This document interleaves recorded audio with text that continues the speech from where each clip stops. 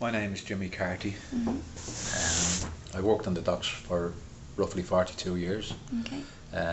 As a casual docker first, and then became forklift truck driver. Perfect. Thank you very much. When the second round of buttons was introduced, I think there were number 2 buttons. Yeah. Did that change how you felt? Did you get one firstly? Well, you mean decasualisation? Yeah. Yeah. In '71. Yes. No, they weren't buttons. We were all put in permanent in alphabetical order. Okay. So when you went in, you had a canteen to go into.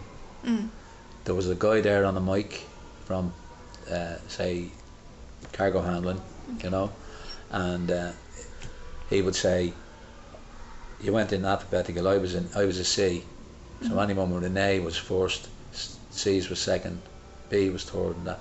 So if you wanted 50 men,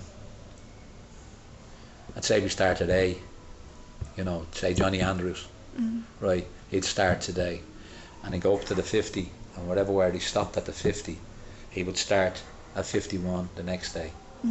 So if you didn't get in your work that day, you'd come up, it'd rotate, you know, and there was a scheme that they used to say there was 12 men.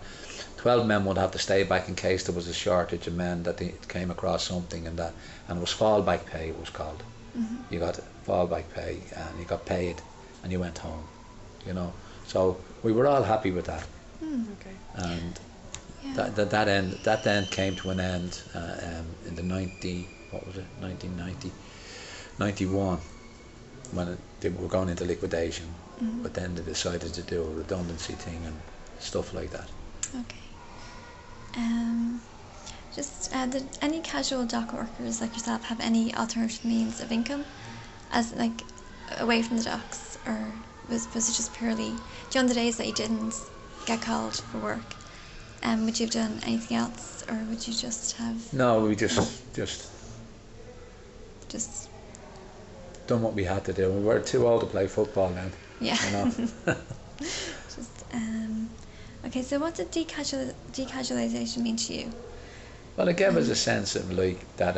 Well, we're not going to be standing looking up into our face again, and I said at least we're going to be, you know, we have a job to go to, and we're guaranteed that we get a few quid every week, and that was more security for the home. Yeah. Okay. So just better security and better security, yeah, and that pointing never goes away, but. Yeah.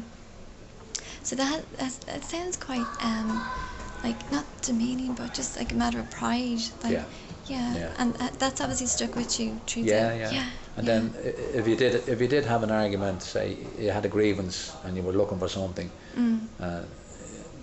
some of the men wouldn't look out to say what they wanted, you know, or stand up to say what they wanted. You wouldn't get a job the next day.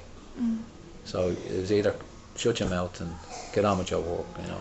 So you're kind of forced into staying quiet? Had to do what you had to do, you know. You had to shift a lot of stuff and do a lot of stuff and that, you know. Okay, just to make sure you got picked with the.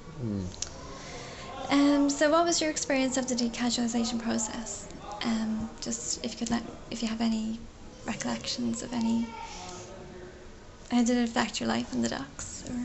Well, as I said, it did affect it. It brought in just a bit of security, and that was it. But what we went through before it and all that, it's very vague with me now, you know. Okay. And did it affect the relationships between the workers on the docks? Like before, it would have been quite casual, and then it was brought in. Was there any kind of change in the relationship between the workers? Or?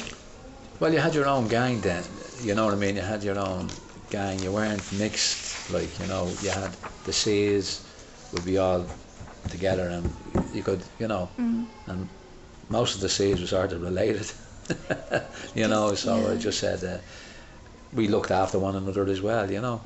So I was going to say, if it's done alphabetically, then obviously family members would be in the same. Well, me and my father worked together. You know, we were still, well, most of it, as I said, it was like when I started with my dad, so I ended up with my dad, you know. You know, and then our cousins then was in that C's as well, you know. So that's it, you know, and the B's, so we were close. So we all we were knitted together more so. Mm. Do you understand me? Than Yeah, just yeah, on a casual yeah. basis that they could be down on another ship, but we'd be all at the one ship, Yeah, so you know, just in alphabetical order. yeah, it meant Yeah. that you were guaranteed to work with this group, and Yeah, yeah. that's Sometimes it was a good idea, and sometimes it, you know.